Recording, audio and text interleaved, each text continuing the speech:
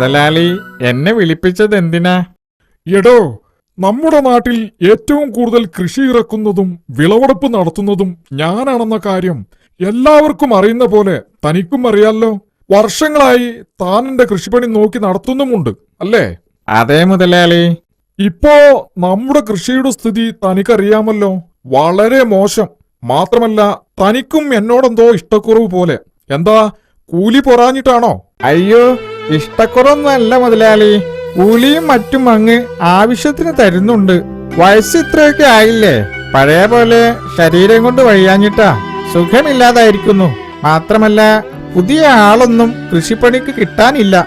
കാലം കുറെ ആയില്ലടോ. കൃഷിയിൽ നിന്നുള്ള വരുമാനം കൊണ്ട് നാം ജീവിക്കുകയും മറ്റുള്ളവർക്ക് ഭക്ഷണം എത്തിക്കുകയും ചെയ്യുന്നു. താൻ നേരത്തെ പറഞ്ഞില്ലേ ഇന്നത്തെ കാലത്ത് കൃഷിപ്പണി ചെയ്യാൻ ആളില്ലാതായിരിക്കുന്നെന്ന്. ശരിയാ, ജോലിക്കാരുടെ ക്ഷാമം നമ്മുടെ നാടിന്റെ നട്ടലൊടിക്കുന്ന കോലത്തിലാക്കിയിരിക്കുന്നു. അധ്വാനിക്കാൻ ആരും തയ്യാറല്ല ഇന്നത്തെ കാലത്ത്. ആ കാലത്തിന്റെ ഒരു പോക്കേ.